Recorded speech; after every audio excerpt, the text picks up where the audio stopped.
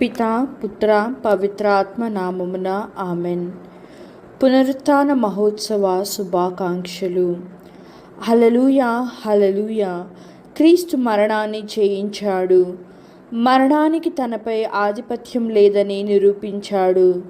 పునరుత్థానానికి మనలను అర్హులను చేశారు. ప్రియా సహోదరి సహోదరులారా, ఈనాడు మనం ధ్యానించబోయే అంశము, నీవు క్రీస్తుతో పాటు ఉత్థానమయ్యావా? నీవు క్రీస్తుతో పాటు ఉత్థానమయ్యావా?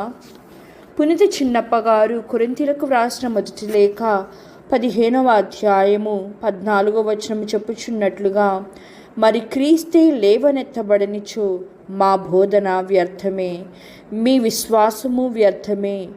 మరణించిన వ్యక్తి జీవంతో లేవడం మనం ఎప్పుడైనా చూసామా? లేక ఎక్కడైనా విన్నామా? అందరి ముందే సిలువ వేయబడి, నార బట్టలతో చుట్టబడి, సమాధి చేయబడిన యేసు తాను ముందుగానే అందరితో చెప్పినట్లుగా సమాధిని గెలిచి సజీవుడయ్యాడు. ఒక చరిత్రాత్మక ఘట్టానికి మానవ చరిత్రలో చెరగని ముద్ర వేశాడు. యేసుక్రీస్తు తాను మృతులలో నుండి లేపబడినట్లయితే క్రైస్తవత్వానికి నిజమైన అర్థం లేదు.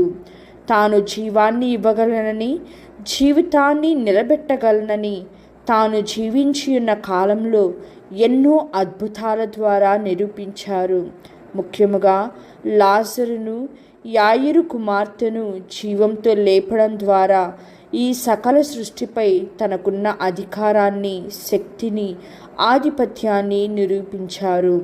మరి ఈనాడు తాను మరణించి తిరిగి లేచి తనను అనుసరించు వారందరికీ పునరుత్థాన భాగ్యాన్ని అందిస్తున్నారు.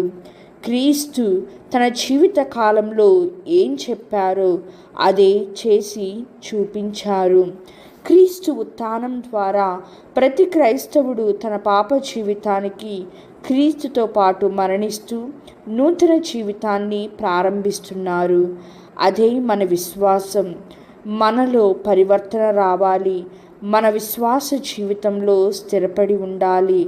లేనట్లయితే నామమాత్ర క్రైస్తవం వ్యర్థమే. క్రీస్తుతో పాటు పునరుత్థానం చెందిన మనం పునీత పౌలు గారు చెప్పిన విధముగా కొలస్సీలకు వ్రాయబడిన లేఖ 3వ అధ్యాయము 2వ వచనము, మన మనస్సులను ఇచ్చట భూమిపై గల వస్తువుల మీద కాక అచ్చట పరలోకమునందు గల వస్తువులపై మనస్సును లగ్నము చేయుడు. కావున మనము పునరుత్థాన ప్రభువునితో నడవాలి.